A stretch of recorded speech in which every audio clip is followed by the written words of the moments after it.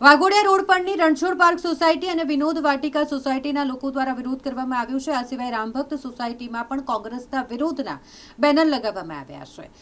જે ભાજપ છોડીને કોંગ્રેસમાં ગયા છે તેઓએ અમારી સોસાયટીમાં આવવું નહીં, અમે તેમને વોટ નહીં આપીએ તેવા બેનર સોસાયટીના લોકો દ્વારા લગાવવામાં આવ્યા છે। હાલ રાજકીય માહોલ ગરમાયેલો છે, કારણ કે સ્થાનિક સ્વરાજ્યની ચૂંટણીને લઈને જ્યારે પ્રચાર પ્રસાર શરૂ થઈ ગયો હોય તેવામાં નેતાઓ લોકો સુધી પહોંચી રહ્યા હોય, જનસંપર્ક કરી રહ્યા હોય અને ત્યારે કેટલીક સોસાયટીમાં અલગ અલગ પાર્ટીના નેતાઓનો વિરોધ થઈ રહ્યો છે। એવી જ રીતે વાઘોડિયા રોડ પરની વાત કરીએ તો જ્યાંની સોસાયટી કે જ્યાં વિરોધના બેનર લાગ્યા છે, અહીં કોંગ્રેસનો વિરોધ સ્થાનિકો દ્વારા કરવામાં આવી રહ્યો છે।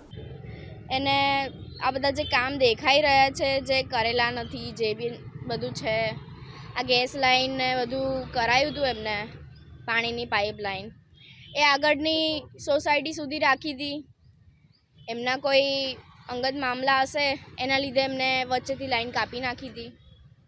એ વાત સમજીને જ એમને અહીંયા આવું જ ના જોઈએ। જે પક્ષ પલટો કરી શકે છે એ કંઈ બી કરી શકે છે। વોટ માંગવાનો અધિકાર છે, પણ સામેથી એમને દેખાઈ રહ્યું છે કે બધે પોસ્ટર્સ લાગેલા છે, તો એમને જવું જ ના જોઈએ। પછી બસ આ સોસાયટી અમારી આખી ભાજપને જ વોટ આપે છે અને અમે કોંગ્રેસનો વિરોધ નથી કરતા।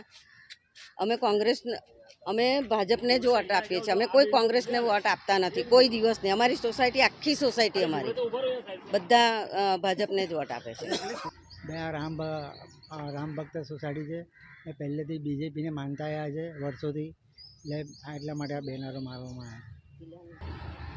બેનરો મારવા અમે રામ ભક્ત છે એટલે બધા બેનરો માર્યા છે। અમે બીજું કંઈ જાણતા નથી, ફક્ત અમે રામ ભક્ત છે અને રામને જ માનીએ છીએ। બીજેપી રામનું આટલું સરસ કામ કર્યું છે, આટલું સરસ બીજેપીએ કામ કર્યું છે, મંદિર બનાવ્યા, આટલા વર્ષોથી કોઈ બનાવ્યા છે, એટલે અમે આ હિસાબે એ કર્યા છે।